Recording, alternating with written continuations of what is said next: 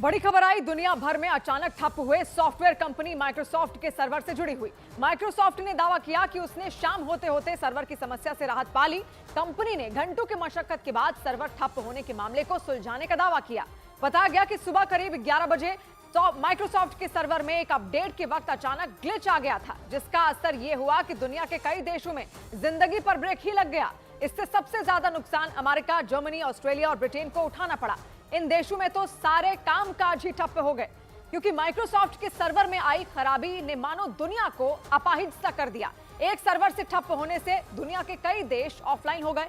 बताया गया कि माइक्रोसॉफ्ट के सर्वर में जारी एक अपडेट के दौरान अचानक आई तकनीकी खराबी की वजह से सर्वर ठप्प हो गया और दुनिया की लाखों कंप्यूटर स्क्रीन नीली पड़ गई। उनमें आउट ऑफ सर्वर यानी सर्वर से कनेक्ट न हो पाने की चेतावनी लिखी दिखने लगी और इसी नीली स्क्रीन ने तेजी से घूमती दुनिया को मानो एक झटके में रोक दिया।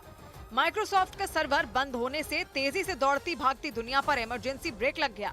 सब कुछ रुक गया और सब कुछ मतलब सब कुछ, क्योंकि दुनिया के कई देशों की कई सेवाएं माइक्रोसॉफ्ट के इसी सर्वर के जरिए चल रही थी और सर्वर ठप पड़ते ही वो बंद पड़ गईं। फिर चाहे वो एयरलाइंस कंपनियों के बड़े बड़े नाम हो या फिर हर दिन करोड़ों के लेन देन करने वाले बड़े बड़े बैंक, दुनिया के बड़े शेयर मार्केट हो या फिर जरूरी सुविधाएं, सब कुछ एक झटके में बंद हो गए। अमेरिका में तो इमरजेंसी सुविधाएं तक बंद हो गई। दुनिया के कई देशों में तो ऑनलाइन पेमेंट करना भी मुश्किल हो गया। इसके अलावा अस्पताल, ट्रेन, मेट्रो और ऑनलाइन चलने वाले करीब करीब सभी चीजों पर ब्रेक लग गया।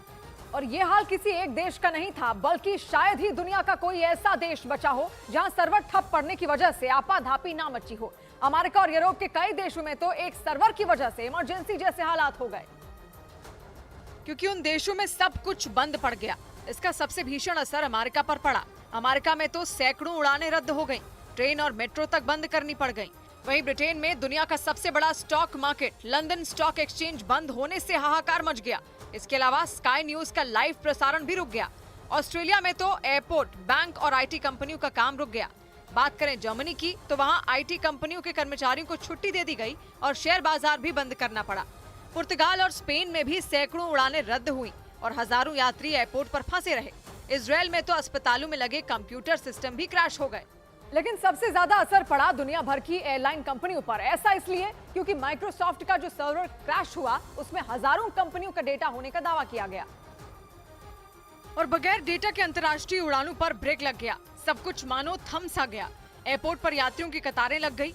लोग अपने हाथों में टिकट और बोर्डिंग पास लेकर घूमते नजर आए। लेकिन जैसे ही उन्होंने अपनी फ्लाइट का वक्त देखने के लिए एयरपोर्ट पर लगी स्क्रीन का रुख किया, वो हैरत में रह गए, क्योंकि सर्वर ठप होने की वजह से वो स्क्रीन ब्लैंक हो गई। उन पर सिवाय नीले रंग के कुछ और नहीं दिखा। माइक्रोसॉफ्ट का सर्वर ठप पड़ते ही अमेरिका, ब्रिटेन, तुर्की, जर्मनी, पुर्तगाल और स्पेन समेत कई देशों में तो सैकड़ों उड़ानें रद्द कर दी गई। और ये बात यात्रियों को एयरपोर्ट पहुंचने के बाद पता चली, क्योंकि सर्वर में खराबी आने की वजह से उन्हें ये सब जानकारी घर बैठे नहीं मिल पाई जैसे पहले मिला करती थी। विमान कंपनियों ने यात्रियों से अपील की कि वो हेल्पलाइन नंबरों या फिर एयरपोर्ट पर मौजूद पूछताछ केंद्रों का सहारा लें।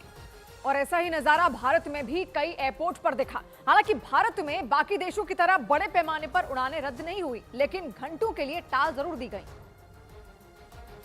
और उसका असर ये रहा कि दिल्ली हो या फिर मुंबई, पुणे हो या फिर हैदराबाद, सब जगह यात्रियों की लाइनें लगी नजर आईं। माइक्रोसॉफ्ट के सर्वर में आई खराबी की वजह से एयरपोर्ट पर लगी फ्लाइट के बारे में बताने वाली स्क्रीनें बंद पड़ गईं और बोर्डिंग पास प्रिंट करने वाली मशीनों ने भी काम करना बंद कर दिया। इसके बाद विमान कंपनियों के कर्मचारियों ने हाथ से बोर्डिंग पास बनाकर यात्रियों को देने शुरू कर दिए। सुबह 11:15 बजे से दिल्ली एयरपोर्ट के ये हालात बने हुए हैं, क्योंकि मैनुअल चेक इन के चलते जो स्पीड है जाहिर तौर पर वो कम हो गई है। इस दौरान कई एयरपोर्टों पर यात्रियों की लंबी लंबी लाइनें लग गईं। उन्हें समझ ही नहीं आया कि आखिर हो क्या रहा है। उड़ानों के अलावा बहुत बड़ा झटका आईटी कंपनियों पर भी पड़ा, क्योंकि माइक्रोसॉफ्ट का सर्वर क्रैश होने की वजह से उनमें कई कंपनियों का काम पूरी तरह बंद हो गया। और माना जा रहा है कि ये सब इसलिए हुआ क्योंकि माइक्रोसॉफ्ट के सर्वर में जारी अपडेट के वक्त एक तकनीकी खराबी आ गई, जिसका असर ये हुआ कि पूरी दुनिया की रफ्तार थम गई और दुनिया के कई देश कुछ घंटों के लिए आपस में कट से गए। माइक्रोसॉफ्ट ने जानकारी दी कि उसका क्राउड स्ट्राइक नाम का सिस्टम अपडेट किया जा रहा था।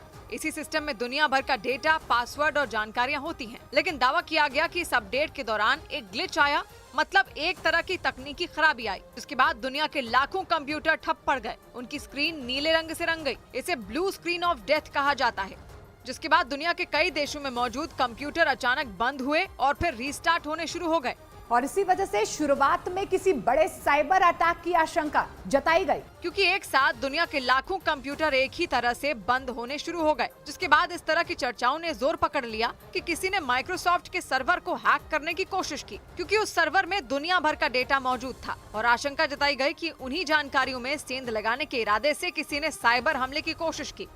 हालांकि माइक्रोसॉफ्ट ने इस आशंका को नकार दिया, लेकिन दुनिया भर में मचे हाहाकार के बावजूद रूस में इसका कोई असर नहीं दिखा।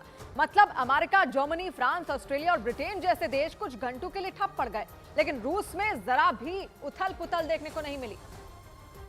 और इसी वजह से दबी जुबान में ये आरोप भी लगे कि कहीं रूस ने ही तो सर्वर हैक करने की कोशिश नहीं की। हालांकि साइबर अटैक की बात को माइक्रोसॉफ्ट ने ही नकार दिया।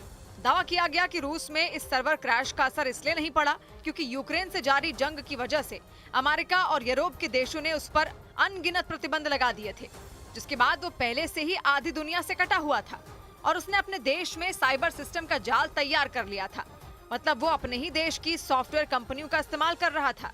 और माना जा रहा है कि इसी वजह से दुनिया भर में मचे हाहाकार के बावजूद रूस में कोई उथल पुथल नहीं मची और सब कुछ सामान्य रहा, क्योंकि रूस ने पहले ही माइक्रोसॉफ्ट की जगह अपने खुद के सिस्टम पर काम करना शुरू कर दिया था। मतलब अमेरिका ने जिन प्रतिबंधों से रूस को रोकना चाहा, वही प्रतिबंध उसके लिए फायदेमंद साबित होते नजर आए।